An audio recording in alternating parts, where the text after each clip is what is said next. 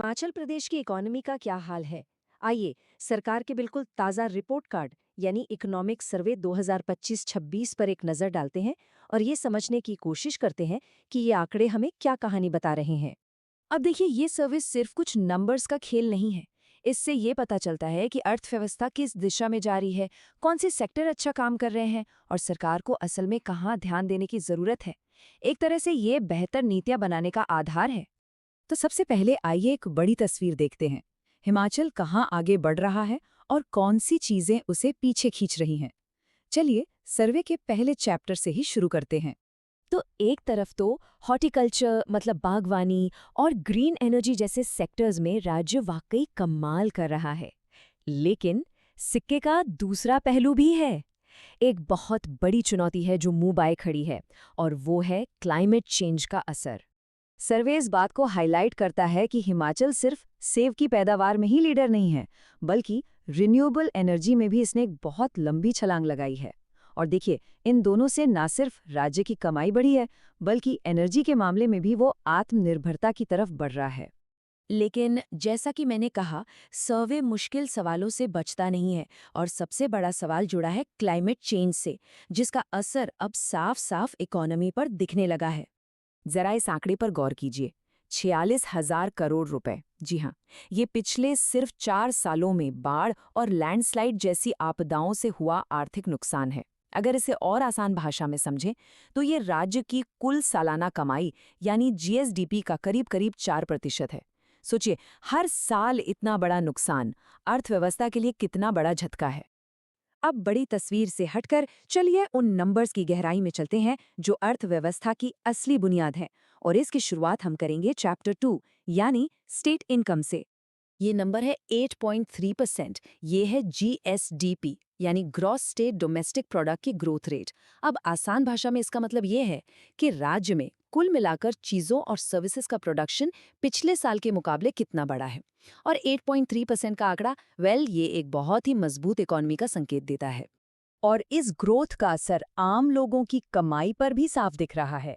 राज्य में per capita income यानी हर व्यक्ति की औसत आय 9.8% बढ़कर 2,83,626 रुपए हो गई है, जो कि नेशनल एवरेज से लगातार ऊपर बनी हुई है। तो कुल मिलाकर देखें तो मैक्रो इकोनॉमी के नज़रिए से तस्वीर काफ़ी अच्छी दिख रही है। जीएसटीपी ग्रोथ मजबूत है, लोगों की इनकम बढ़ रही है, और इकोनॉमी का सबसे बड़ा हिस्सा सर्विसेज सेक्टर से आ रहा है। लेकिन इन बड़े बड़े आंकड़ों के पीछे असल में कौन से सेक्टर हैं जो हिमाचल की ग्रोथ को इतनी रफ्तार दे रहे हैं? सर्वे यहाँ एक बहुत बड़े बदलाव की कहानी बताता है। वो कहानी है कि कैसे राज्य जो कभी सिर्फ खेतीबाड़ी पर निर्भर था, अब इंडस्ट्री और सर्विसेज का एक पावर हाउस बनता जा रहा है। अब राज्य की कुल कमाई में इंडस्ट्रियल सेक्टर का हिस्सा 40% से भी ज्यादा हो गया है। मतलब कुछ दशक पहले से तुलना करें तो ये एक जबरदस्त, एक ऐतिहासिक बदलाव है। और इस बदलाव की नींव रखी है कुछ खास इंडस्ट्रीज ने, जिसमें फार्मा, टूरिज्म और हाइड्रो पावर सबसे आगे हैं, जिनके बारे में हम अभी और बात करेंगे। जरा एक्सपोर्ट्स के इस आंकड़े को देखिए। 2024-25 में 20,414 करोड़ रुपए का सामान हिमाचल से बाहर भेजा गया। यकीन मानिए, 2003 में ये सिर्फ 550 करोड़ था। ये जबरदस्त उछाल साफ दिखाता है कि हिमाचल के प्रोडक्ट्स, खासकर दवाइयों और टेक्सटाइल्स की पूरी दुनिया में कितनी डिमांड है। सर्वे की ये एक लाइन ही अपने आप में पूरी कहानी कह देती है। हिमाचल आज 650 से ज्यादा फार्मा यूनिट्स के साथ एशिया का एक बड़ा फार्मा हब बन चुका है। ये जानकर शायद हैरानी हो कि भारत में बनने वाली हर 100 में से 35 दवाइयां यहीं हिमाचल में बनती है। लेकिन एक मजबूत इकोनॉमी का असली मतलब तभी है जब उसका फायदा आम लोगों तक पहुंचे, है ना? तो सवाल ये है कि ये आर्थिक तरक्की लोगों की जिंदगी को कैसे बेहतर बना रही है।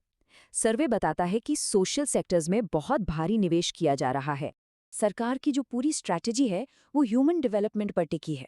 इसके लिए देखिए, शिक्षा में मुफ्त किताबें और स्कॉलरशिप्स दी जा रही हैं, और स्वास्थ्य सुविधाओं का एक पूरा जाल बिछाया गया है। और इसका नतीजा भी दिख रहा है। राज्य में लिटरेसी रेट बढ़ा है और शिशु मृत्यु दर में भी कमी आई है। लेकिन जैसा मैंने कहा, ये सर्वे सिर्फ अच्छी अच्छी बातें ही नहीं बताता। ये सबूतों के साथ उन बड़ी चुनौतियों पर भी रोशनी डालता है जिनसे निपटना बहुत जरूरी है। एक बहुत बड़ी चुनौती है रीजनल इम्बैलेंस।